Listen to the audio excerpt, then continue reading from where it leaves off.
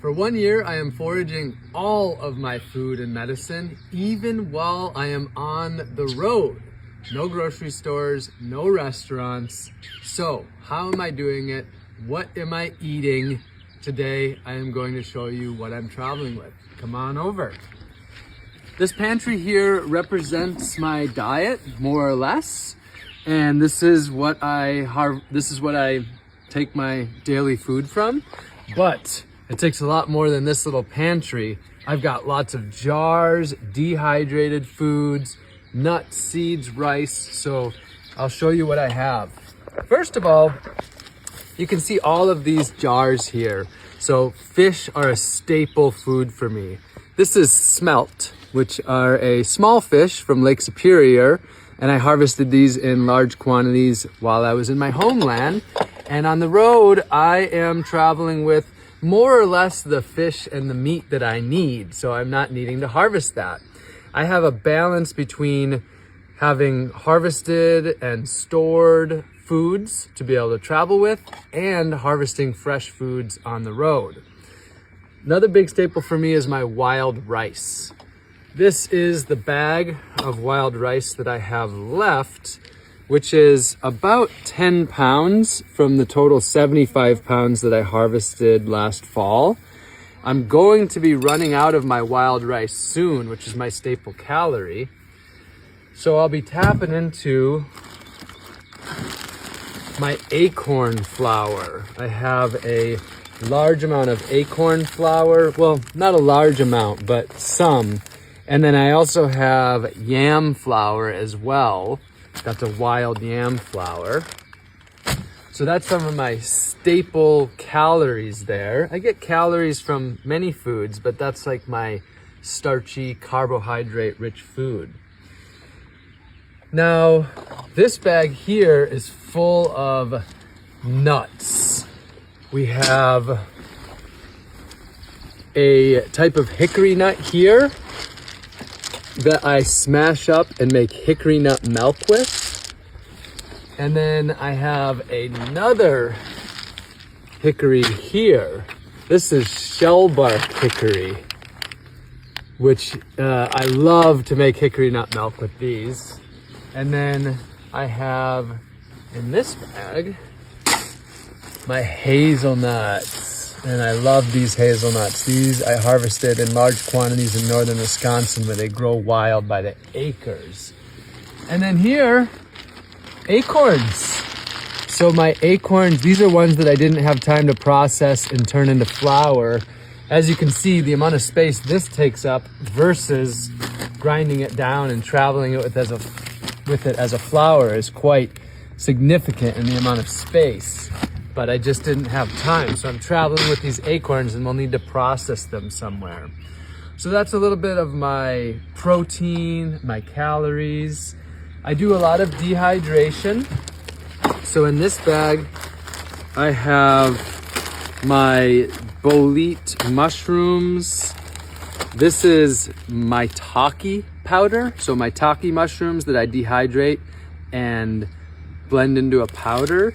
And the nice thing about dehydrated foods is they take up so much less space. So a lot of what I eat on the road is dehydrated. I've got my chanterelle mushrooms from last summer. I have dried powders, like this is stinging nettle, basswood leaves. This is some of the overflow that I fill into these jars, which I'll show you. I've got ramp powder. These are elm samaras that I harvested with a friend, Daniel Suelo, traveling through Colorado on my way out here. I'm in Southern California right now in Fillmore, outside of Los Angeles, where I just hosted a foraging school. This is my medicinal mushroom tea blend. And then I have some chaga mushrooms here as well. A lot of this food is from my homeland. And a lot of it is food that I'm harvesting as I travel as well. I also am eating a lot of pecans.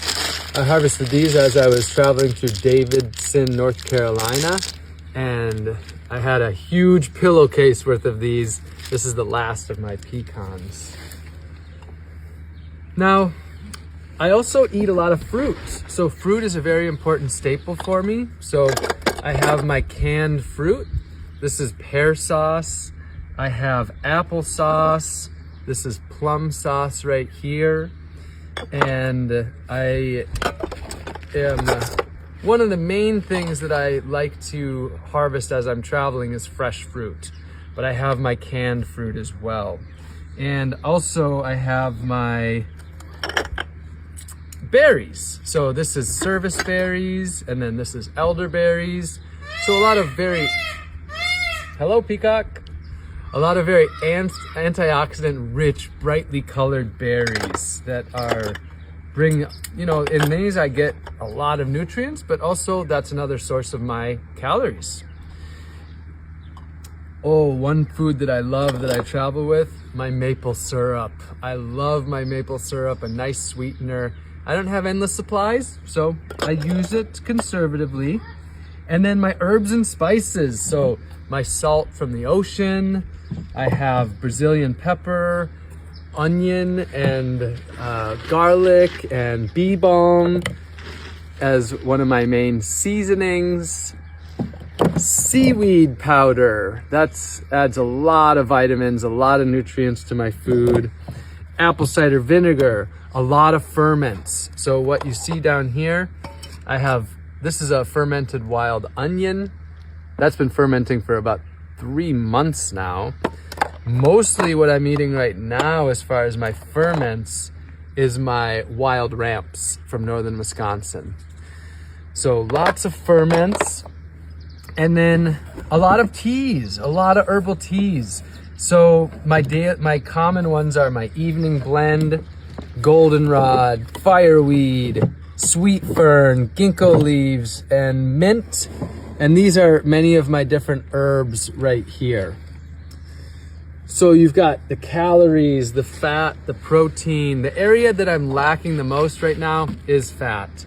And I have lost a little bit of weight, and I would really like to harvest a nice fat supply. There's fat in the nuts as well, but I do not have a cooking oil or a cooking fat.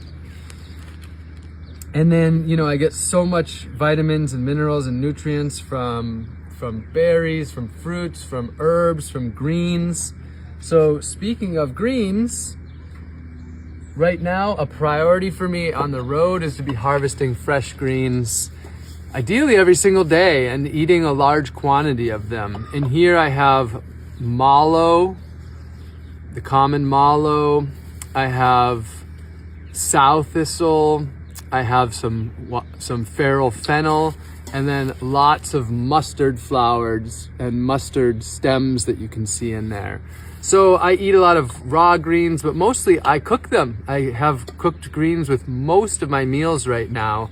And although I do travel with dehydrated greens like my stinging nettle and my green powders, I really try, and ideally, if I'm doing really well, I'm eating about 1 pound of wild greens per day, but at least a half pound of wild greens. It is the dry season here in Southern California, so it's not primo greens time, but as I'm working my way up through Northern California, Oregon, and Washington, I'll get into more peak green time. And then over here, this is how I'm cooking on the road. So take a look. This is a freshly prepared meal of wild rice, smelt, seaweed, mushrooms, different herbs and spices, salt. And what I do generally is in the morning, I make a pot, and then I can have this for breakfast, lunch, and dinner. And wherever I am, I can plug it in to warm up.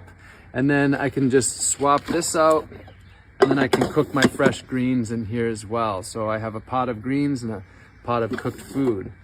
So that system is working out very well for me. Time efficient and, whoa, that was close. And able a lot of commotion here at the Eden Forest Collective in Fillmore. So that's working out very well. And then I think the last note here is water. I'm not foraging my water strictly, but I'm only drinking water from wells, from springs, lakes, rivers, basically unadulterated water that doesn't have chlorine or anything added to it. So fairly wild water. So there you have it, friends. This is my 100% forage diet, down to the salt, the oil, the spices, the calories, the fat, the protein, and the medicine from the land. This is a deep practice in reconnecting with the earth. This is a deep practice of belonging here on this earth and truly feeling at home here everywhere that I go. Right now, I'll be in Los Angeles for the next week and then working up the coast. So if you are wanting to come out and learn, I'm hosting foraging schools, foraging walks, and talks from San Diego all the way up to Seattle, in central, northern California, Eugene, Ashland, and Portland, Seattle, Port Townsend, and then a whole bunch of California in between there. You can go to robingreenfield.org/schedule. All of my offerings are donation-based, so everybody, no matter your skill level, is welcome. And I am here to help you to break free from the systems that no longer serve, to deeply reconnect with earth and community through building skills and relationships in a very connective, enjoyable way. So I love you all very much, dear friends, and look forward to sharing a hug with many of you. Today's day 226 of the year. A little celebration. So there is still a long ways to go, but I'm almost 8 months into the year and things are going very well. So grateful to be on this journey together, dear friends.